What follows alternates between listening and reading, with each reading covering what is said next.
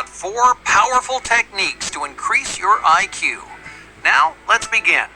Have you ever felt like the dullest person in the room? Yeah.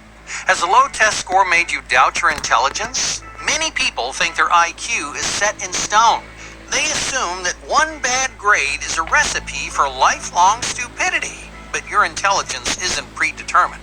The portions of your brain responsible for learning, memory, and other forms of cognition can change over time. As you mature, these regions develop at different rates. Some people will nurture them, helping these regions grow dense and complex. Other people will neglect them, leaving their brains immature and slow. My point here is, your intelligence depends on you. While nature certainly plays a role, very few people are doomed from the get-go.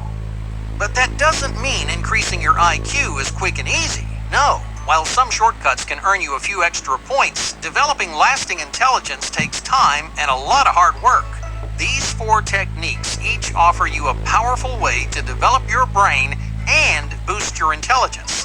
Oh, and the very best part is, every single one of these techniques is right at your fingertips. So if you want to increase your IQ, incorporate these 4 powerful techniques into your daily routine.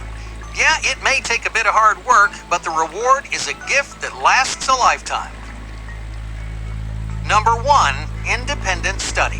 While advanced degrees offer an array of educational opportunities, you can increase your IQ without spending thousands on an expensive program. In this day and age, information's everywhere. If you don't believe me, open a web browser, type in any question you can imagine. Someone, somewhere in the world, will have an answer. You'll find research studies conducted on the subject, books written by leading experts in the field, classes taught by experienced professionals. The modern world offers a limitless supply of educational resources. All you have to do is use them. Many of the world's most intelligent people found success outside of traditional academia. They checked out dozens, if not hundreds, of books from the library. They attended conferences, listened to seminars, and networked with others in their field. They took advantage of online courses where they not only learned from the best, but also honed new and unique skills. The information's out there. The resources are waiting to be read, absorbed, and put into practice. There's only one hurdle standing in your way.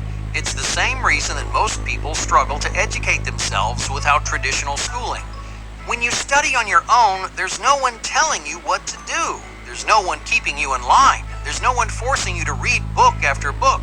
Outside of the classroom, learning is a game against yourself. If you want to increase your IQ, you're responsible for your own education.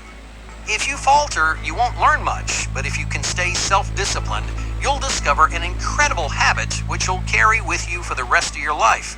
Why is that? Well, because independent study teaches you to love learning. You begin to crave new knowledge and synthesize that knowledge in ways that most people just don't understand. Have you ever noticed the most intelligent people aren't just good at one thing? Their encyclopedic brains excel in specific fields, but they draw from a wide bank of information. When you understand a myriad of subjects, your brain processes information in more innovative ways. You discover new solutions, connections, and perspectives which you never would have seen otherwise. So if you're interested in something, anything, just pick up a book, read an article, enroll in an online course. Each and every time you discover something new, your cognitive abilities will grow a little bit more. You don't need teachers, lectures, and classrooms to build your intelligence. With millions of educational resources at your disposal, you can increase your IQ all on your own. Number 2, musical training. Did you learn piano as a kid? Most people played some kind of instrument growing up. Maybe you played in the school band or just learned a couple of songs on the guitar. These days, you may only remember a few chords, but that childhood hobby had a lasting impact on your brain. A study from 1998 in the journal Scientific Correspondence discovered something incredible about musical training. It turns out adults who play an instrument were better learners than almost anyone else. Imagine you're sitting in class listening to a lecture on American history or cell biology. Some students will retain more information than others. Their memories are geared towards certain kinds of stimuli, either verbal or visual. If you have a strong verbal memory, you learn the best from lectures, speeches, and conversations. You retain and process spoken language quickly and efficiently, but if you're a visual learner, lectures aren't your strong suit. Instead, you prefer diagrams and displays which show information in a visual way. So how do these two types of learning relate to music, you may ask? After reading and memorizing music, adults with musical training demonstrated fantastic verbal memories. In fact, their verbal skills significantly outperformed everyone else in the study. But they're not bad visual learners either. Their visual scores remained on par with the average visual learning. In other words, musicians have a knack for both types of learning. So what do these results mean for you? If you learn an instrument, you may become a capable learner across the board, absorbing both verbal and visual stimuli. If you can learn in more diverse ways, your brain can process more information than the average person and understand subjects from a variety of angles. But that's not all musical training does for your brain. A second study from 2009 in the Journal of Neuroscience found that music actually reconstructs the brain. Scientists call this brain plasticity. Brain plasticity means the structure of your brain can change in response to your environment. If your environment is more musical, those changes become more dramatic. Your brain is the most susceptible to change during major periods of development like adolescence and young adulthood. During these periods of significant growth, musical training strengthens the regions of your brain associated with learning, memory, motor skills, and auditory skills. Not to mention it's also emotionally and creatively stimulating. So pick up the piano, fish your old guitar out of the garage, learn a song or two, or just fiddle with the strings. You don't have to be a world-class musician. A little practice goes a long way. Number 3, strengthening your heart. Physical and intellectual performance go hand in hand.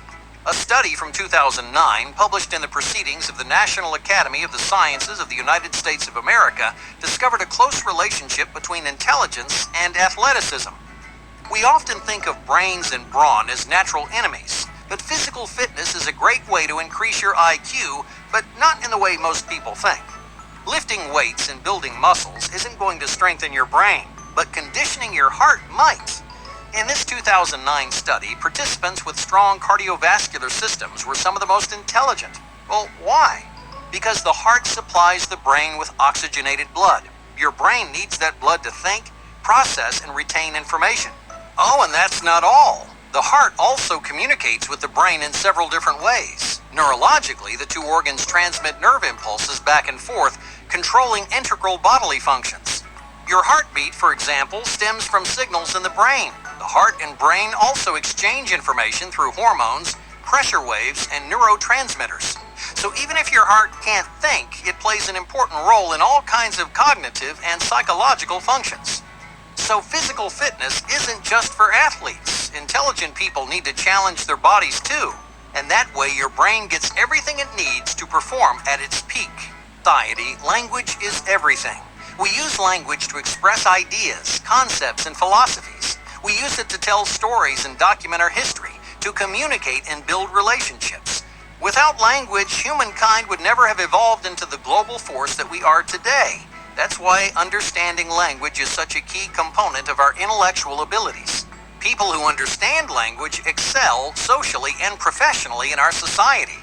So what's the best way to improve your understanding of language?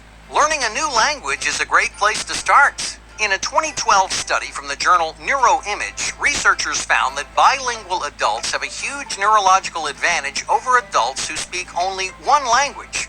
You see, learning a new language is a lot like musical training. It challenges specific regions of the brain on a regular basis, forcing those regions to expand. The two most important regions are the hippocampus, which controls learning and memory, and the frontal lobe, which moderates problem solving and language comprehension. Adopting a new language leads to a higher concentration of gray matter in both the hippocampus and the frontal lobe. More gray matter allows for more complex cognitive development, and more development means a higher IQ. And the best part of this powerful technique, like all the others on this list, is that you can start at any time. There are dozens of classes, tutors, and books that can teach you a second language in no time. You can even use interactive apps on your phone which turn language comprehension into an educational game. By taking advantage of these resources, you won't just learn a few new tricks, you'll expand your brain and you'll increase your IQ for years to come.